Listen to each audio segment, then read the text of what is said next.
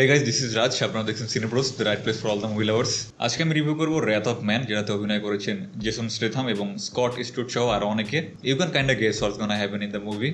মুভির নামই হচ্ছে wrath of man and Jason Statham আছে লিড রোলে, so it's pretty obvious what's gonna happen. He's gonna kick ass left and right. Jason Statham action লাভারদের কাছে একটা ট্রিট।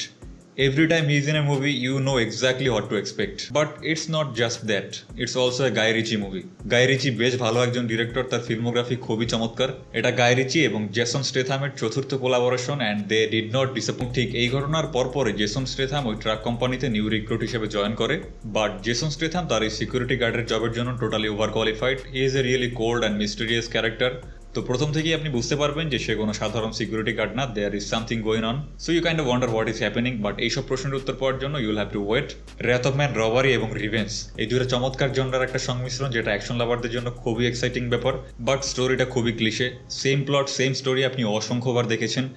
বাট এই ফিল্মের আসল জাদুটা হচ্ছে স্টোরি টেলিংয়ে। ডিরেক্টর গাই রিচি খুবই সিম্পল একটা স্টোরি চমৎকারভাবে নন লিনিয়ার ওয়েতে প্রেজেন্ট করেছেন। মুভিটাকে বেশ কয়েকটা চ্যাপ্টারে ভাগ করা হয়েছে এবং প্রত্যেকটা চ্যাপ্টারে আলাদা আলাদা পার্সপেক্টিভ থেকে গল্পের দিকগুলোকে দেখানো হয়েছে, and I think that worked really well. স্টোরিটা খুবই স্লোলি রিভিল করা হয়। As you go through the movie আপনি ক্যারেক্টারগুলোর মোটিভ সম্পর্কে জানতে পারবেন, যে তারা কেন এসব করছে। আর এই স্লো রেভেলেশনের কারণেই গল্পের শেষ পর্যন্ত আপনার টেনশনটা ধরে রাখতে পারবে যে আসলে কি হতে যাচ্ছে। তবে গাই রিচির অন্যান্য কাজগুলোর থেকে এটা totally different.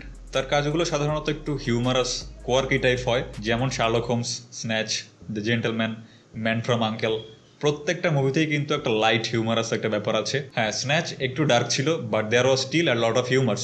But this one is really different. This one is really serious and dark. এখানে টাইম টু টাইম কোনো কমেডি ক্র্যাক, হিউমারাস ডায়লগ এগুলো একদম ইউজ করা হয়নি। It's totally serious. মুভির টোনটা নিয়ে আসলে আমি একটু কনফিউজড। এটা একটা R-rated ফিল্ম, বাট দেখে মনে হচ্ছে এটা PG-13 হওয়ার একটা চেষ্টা করছে। It's like R-rated film trying to be a PG-13।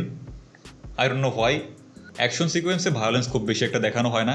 Well, দেখানো হয়, but it's like they are trying not to show you. যেমন ধরুন, যখন একজনকে গুলি করা হচ্ছে তখন ক্যামেরাটা অন্যদিকে কাট করা হয়, তো যাকে গুলি করা হচ্ছে তাকে কিন্তু আপনি দেখতে পাচ্ছেন না। বা গুলি করার মুহূর্তে শটটা অনেক দূর থেকে দেখানো হয়, সো আপনি ব্লাডটা ঠিকঠাক দেখতে পাচ্ছেন না। পোস্ট ম্যালন একটা ক্যামিও দিয়েছে, তো একটা পর্যায়ে তার ক্যারেক্টারকে মাথায় শুট করা হয় এবং তার মগজ একেবারে ছড়িয়ে ছিটিয়ে যায়। তো এই সিনটা 1 সেকেন্ডেরও কম সময় ধরে দেখানো হয়, লাইক একটা চোখের পলক ফেলবেন আপনি, এর মধ্যেই ক্যামেরা কাট হয়ে গেছে। বাট আমার প্রশ্ন হচ্ছে হোয়াই? এটা একটা R-rated মুভি। এমন না যে মুভির ডায়লগের কারণে বা সেক্সুয়ালিটির কারণে মুভিটা R-রেট পেয়েছে, না। মুভিতে তেমন কোনো সেক্সুয়াল সিন নেই, এমনকি সেরকম কোনো ডায়লগও ছিল না। যদি এই মুভিটা R-রেট পেয়ে থাকে, তার একমাত্র কারণ হচ্ছে এর ভায়োলেন্স। তো কথা হচ্ছে, সেই ভায়োলেন্সটাও তো ঠিকঠাক মতো দেখানো হয়নি। Then why? যেহেতু ভায়োলেন্সটা সেভাবে দেখানো হয়নি, ব্লাড অ্যান্ড গোর দেখানো হয়নি, তো একটা PG-13 অ্যাপ্রোচ কি বেটার ছিল না? আর যদি R-রেটেড হয়, তাহলে এগুলো দেখাতে সমস্যাটা কি ছিল? কেন এভাবে কুইক কাট করা হলো? I don't no. But this is a really good movie. আমার এক্সপেকটেশনের থেকে যথেষ্ট ভালো ছিল। মুভির স্টোরি টেলিংটা হচ্ছে মুভির মেইন কি point. I am gonna give this 3 out of 5। Action লাভারদের জন্য এটা খুব ভালো একটা অপশন, খুব থ্রিলিং একটা সময় কাটবে আপনার। So go for it. ভিডিওটি দেখার জন্য অসংখ্য ধন্যবাদ। লাইক কমেন্টে আপনার মতামত অবশ্যই জানাবেন, এবং যদি আপনি একজন মুভি লাভার হয়ে থাকেন তবে সাবস্ক্রাইব করে আমাদের সাথেই থাকুন। দেখা হচ্ছে নেক্সট ভিডিওতে। সি ইয়া।